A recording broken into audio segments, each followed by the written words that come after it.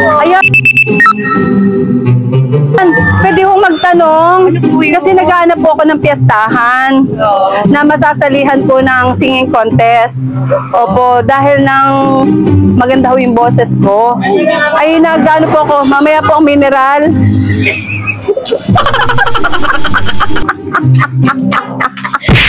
Najismis pa po. Nauupo na. Ngayon ho, ay wala ho dito piyestahan. Naku, nakakainis naman. Saan kaya ho dito may piyestahan? Ay, ang panty mo. Ay, ang panty mo. Nalaglag. Ay! Mister! Mister! Ang panty... ang laki naman ang binili ni Mister na panty. Nahubo na.